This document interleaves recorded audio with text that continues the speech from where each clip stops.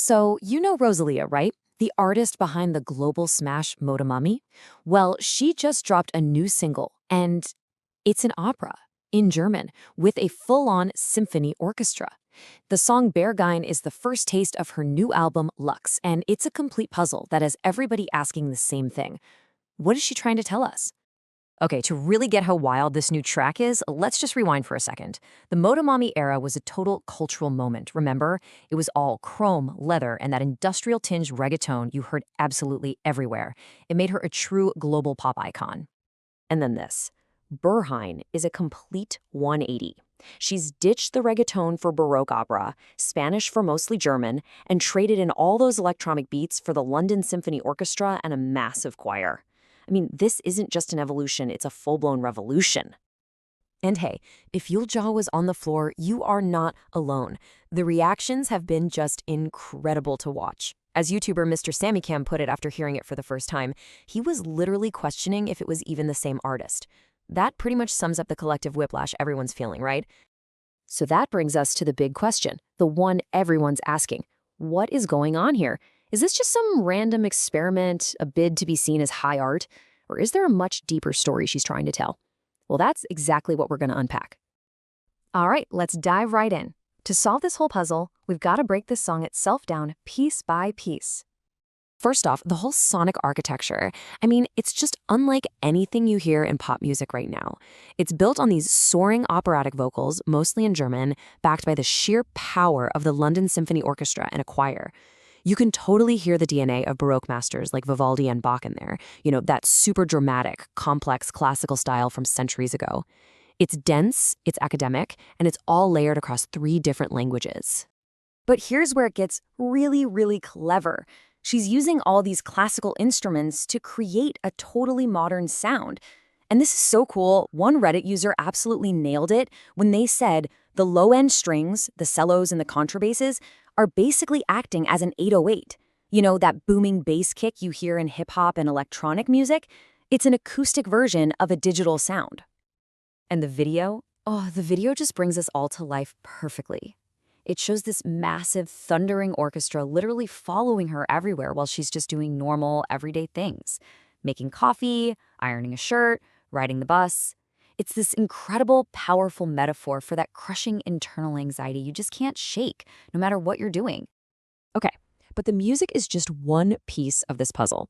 The biggest clue, and honestly the most confusing one at first, is the title itself, Berghain.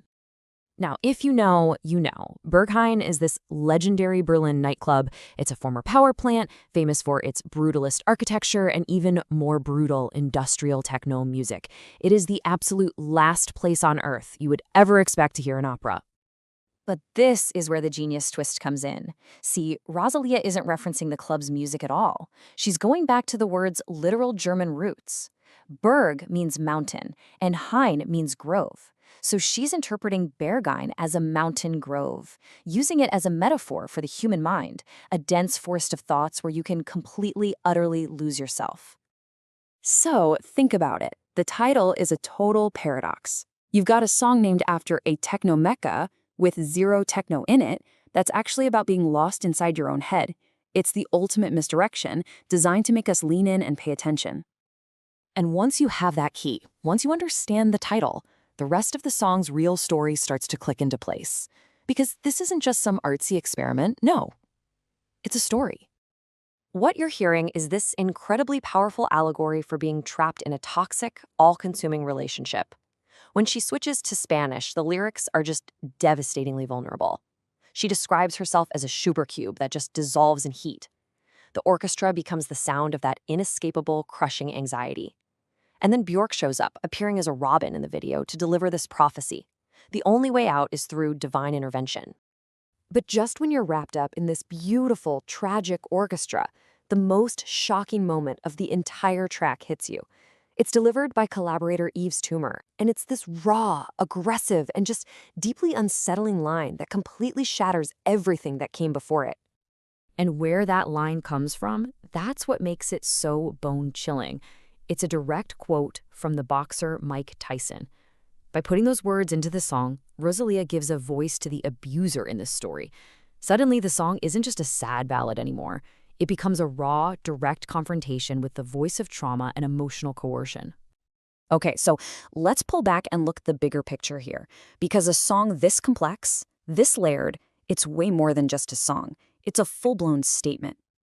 I mean, just look at the shift from the Motomami era to this new Luxe era. It is a complete artistic pivot.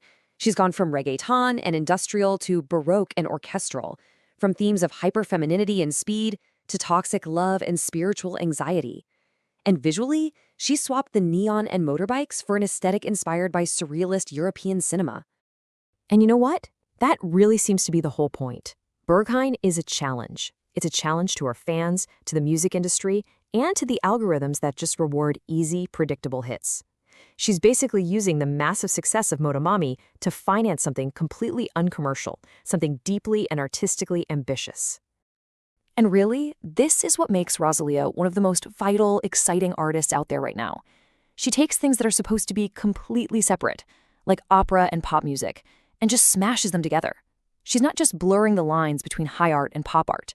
She's proving they don't have to exist at all. So when you put it all together, Berghain isn't just a track about a painful relationship. It's an argument. It's a manifesto that leaves us with this huge provocative question.